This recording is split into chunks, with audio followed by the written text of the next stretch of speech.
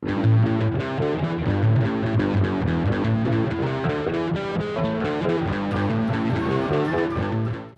and welcome once again to the Dwarven Tavern. I am Lyric, bringing you a beginner's video, and this one is going to be about stats. Now, what does that word mean? It means we are going to be talking about the basics of your character. This is something every character has. You have it regardless on what game you're playing, on what it calls it. It's the numbers that define your character, physical and mental abilities at the basic core of the foundation of their character. There are many different names to this. It can be called stats. It's been called the ways, as in the shadows of estrogen. God damn it, I did it again. Esterin. It's been called traits, abilities, basically any word that you can think about when it comes to what your character can do or how your character thinks. So, why are stats important? Well, of course, they are what your character is, at the fundamentals of what your character is. Let me rephrase that. It's the fundamentals of what your character is at the most basic level. There are many different types of stats. I covered Dungeons & Dragons stats for 3.5 and the How to Roll Up 3.5 character. Those are strength, dexterity, constitution, intelligence, wisdom, and charisma. But there's also many others. There's also luck. There's also, hi baby.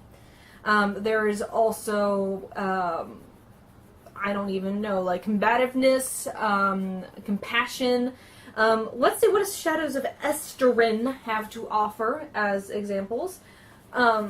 It has creativity, empathy, reason, conviction, all very good stats. I'd like to think that those are what those are.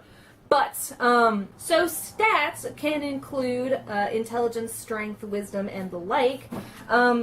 So I'll give an example of the two basic ones that you can probably find in most characters. Those being strength and intelligence. It gives an example of the physical attributes as well as the mental attributes.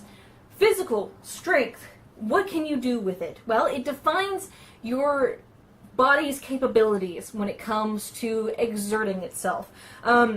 It can help you in combat. It can help you in, like for example, parrying and swinging a sword and blocking with a shield. It can help you with punching someone even.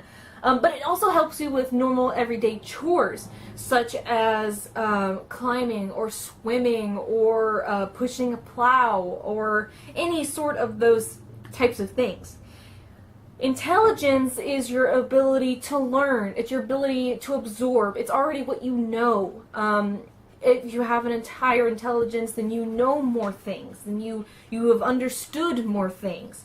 Obviously, the intelligence correlates with your knowledge. What have you studied in the past? What have you learned from other people in the past? It can help you with languages. It can help you with spells, I believe, if you're a wizard. So those are all very obvious reliabilities that your stats have. There are other types of stats included in those things. For example, compassion might help you with understanding the morality of the world. Luck is just your innate ability to have things go in your favor, which I wish was incorporated in Dungeons & Dragons 3.5, which is the system that I game the most, but that's up to the DM to include that. So, because you can take any stats from any game and put them in another game, and it would still work. Trust me, I've done this before. So, rolling these stats up can be different, and they usually are. Because the stats themselves are different, you have to come up with different formulas to roll them up. The normal, well, I'm not going to even say the normal way, but the way that I am used to of being a D&D player is you take 6 dice, and then or 4 dice, excuse me. You take 4 dice, roll them I'm pretty sure the standard way is you roll them once and take the numbers that you're given. Or you can, the Dwarven Tavern House rules are you roll the 4 dice 3 times, and you take the 3 highest numbers that you get, and you can get the highest as 18. That does seem a little in favor of the characters, and you might be asking yourselves, why not just give your character maxed out stats? Well, with the Dwarven Tavern method, it does play in favor of giving your characters a little bit of a benefit when they first start out, but there is also the chance that you could get really bad scores. For example, I did just roll up a character like 2 weeks ago. His name is Johnny Rock, and he is a punk from the ghettos. His scores are pretty average on what you would consider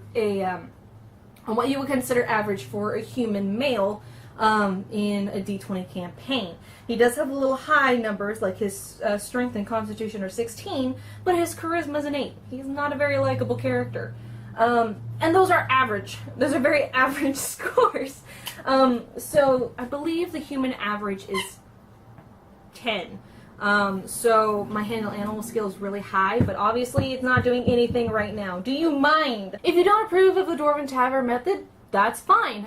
We tend to play with higher stats because the conflicts that we face in-game might be a little more abrasive compared to a standard game.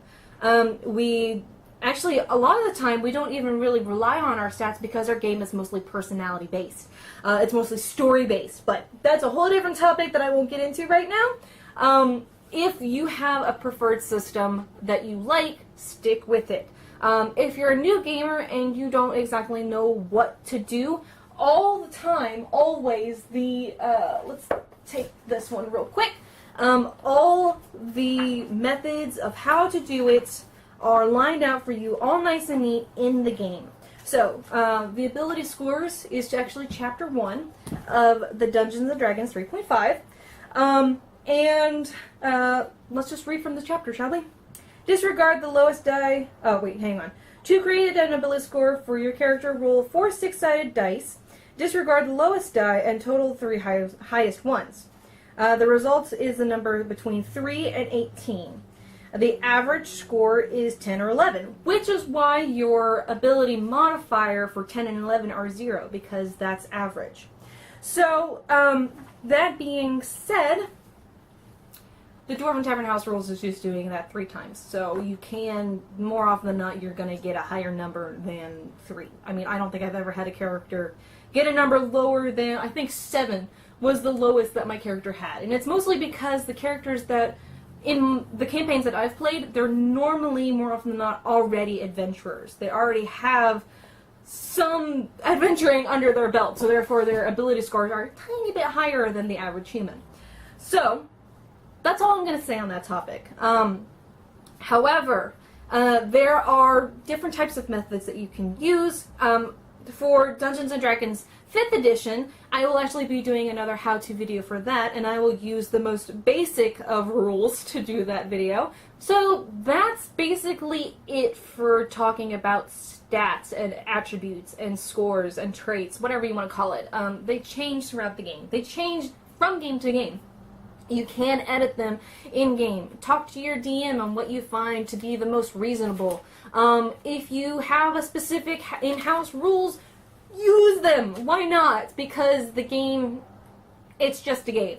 Have fun, first and foremost, and realize that, you know, maybe bad scores, they can still add to your character. For example, those bad scores for Johnny Rock, it really shaped who he was before I even knew who he was. And when I had such low stats, it made so much more sense that he was a teenager, a very scrawny, malnourished, couch-hopping teenager who had an attitude to boot. Having bad stats can help. Let me just put it that way. Having bad stats can help your character out. Maybe your character's a child. Maybe your character is old. Maybe your character just lacks a limb that gives them a -4 to their strength. Oh my god, I don't even want to think about that. So there are there are pros and cons to having bad stats, as well as there are pros and cons to having good stats. You can have really high stats and not experience any sort of trifle. I mean, that's the whole anime One Punch, isn't it? His strength is maxed out, and now he can't find a challenge. So there are disadvantages to your character having really good abilities. So just keep that in mind. Roll your character up as you would. If you don't know how to roll your character up using the stats, always instructions in the front of the book. There are always instructions on how to make your character a character. So, that's all I have to say about it. If you have anything to say about it, please comment below. Pay your 2 cents to the bartender in the comments. And I will tackle another beginner's video after this one. So, thank you guys so much for joining me on this adventure as I ramble on about nothing in particular. If you have any comments or any suggestions about beginner videos that I could tackle, if you're curious about any sort of aspect of the gaming community, please comment below and ask me directly, because I would love to do another beginner's video on it. And until then, this is Lyric from the Dwarven Tavern, and on behalf of my entire cast and crew, we wish for you to want for nothing but adventure, and at first I feared it, then I charged. Thank you guys for watching, and we will see you next time.